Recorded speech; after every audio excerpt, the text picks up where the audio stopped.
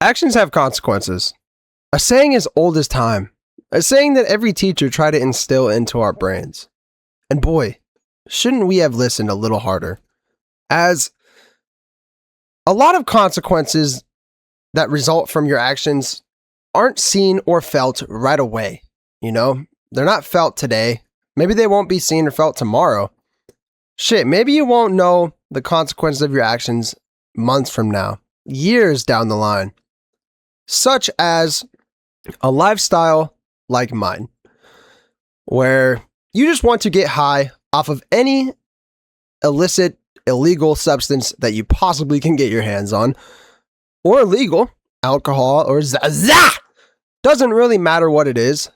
I just want to get fucking butt-face fucked. That didn't make much sense, but you know what I mean. And if you're anything like me and you live a lifestyle where you really just want to get fucked up and be high all day, there are a lot of consequences. Obviously, the obvious instant consequences, you know, because there's a couple types of consequences as well. You know, there's the immediate consequence. Like, if I shoot this basketball, it's going to leave my hands, and the consequence is that it's either going to miss or make it, and the consequence of that is that the game is going to end, right? Or the consequence of me popping this edible, I'll feel that in a few hours. You know, I'll definitely feel that soon here.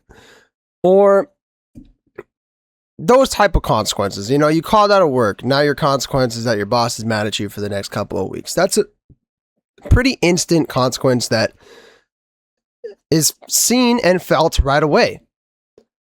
But hidden consequences that you can't see right away, off the top of my head, for example, like smoking a cigarette, that action, the consequence is obviously your lungs are getting fucked, and you probably will get cancer one day.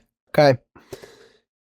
Smoking weed habitually, for a prolonged period of time, weed has been linked to short-term memory loss, just memory problems in general, focus issues, brain fog, issues with mental clarity, and things of that nature, right? Just not being fully dialed in, which hey, look, I'm an habitual weed smoker here, and I can say, hey, sounds about right, pretty accurate.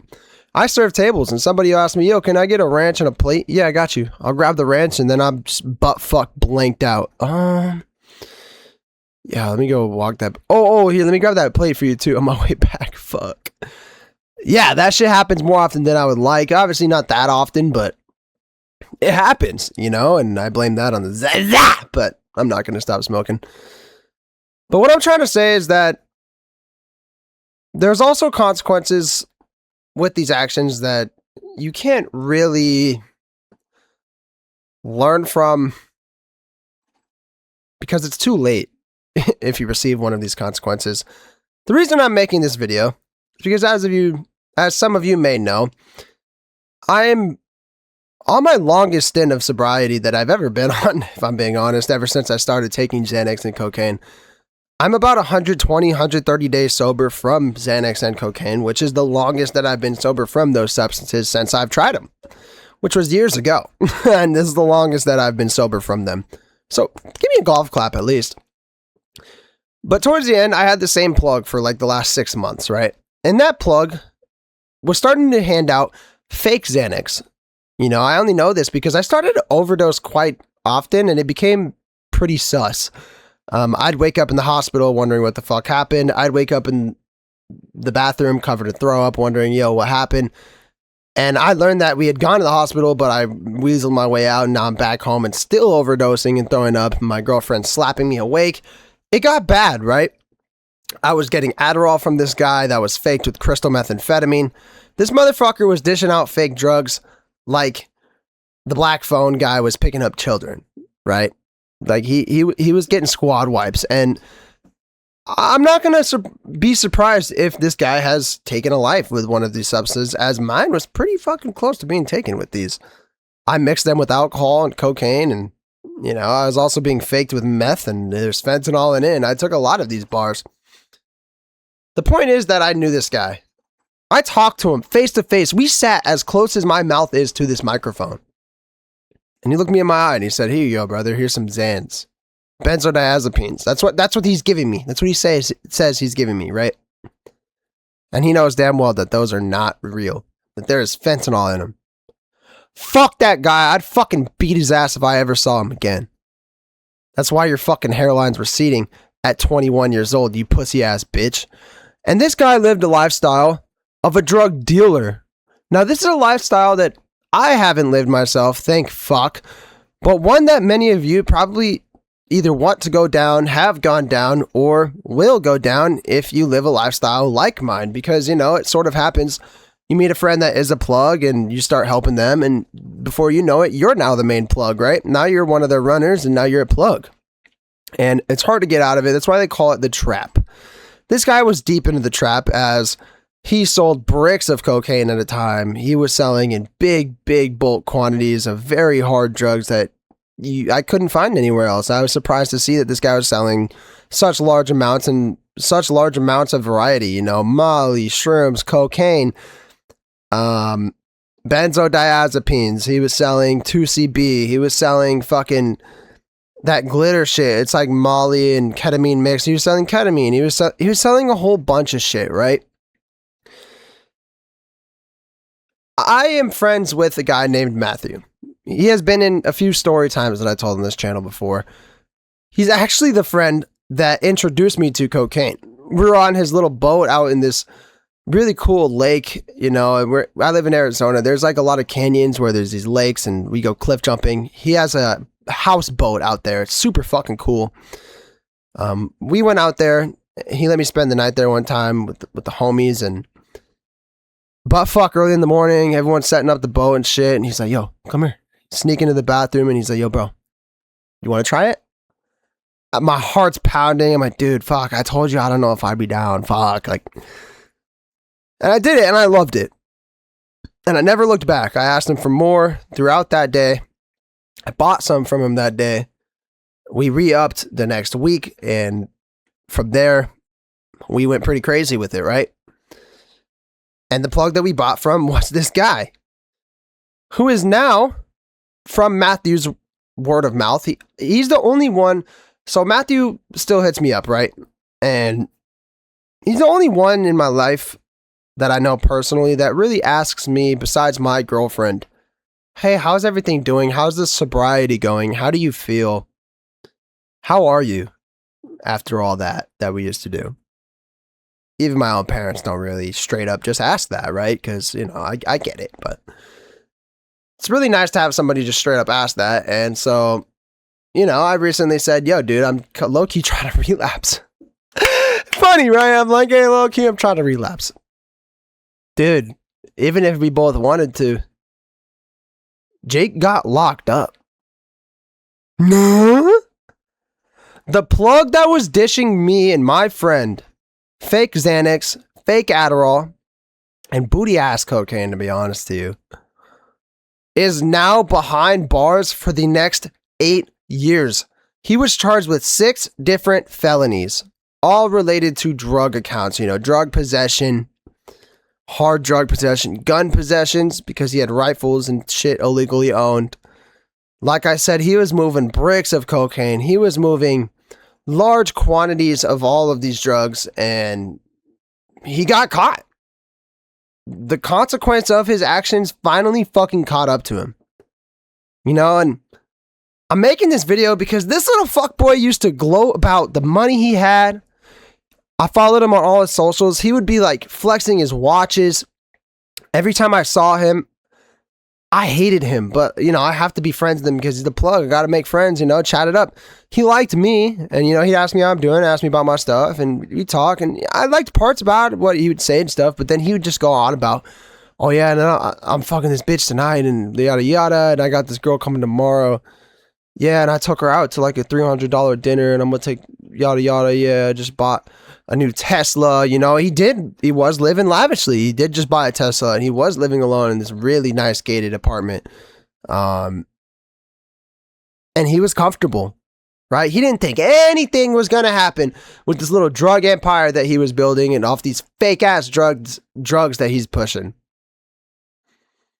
Well, like I said at the start of the video, actions sure do have their consequences. So if you decide you want to take action and become a plug, or take action and do illegal activities like illegal substances, or even just getting the substance or going through somebody to get it, you are putting yourself at risk to getting caught with the law.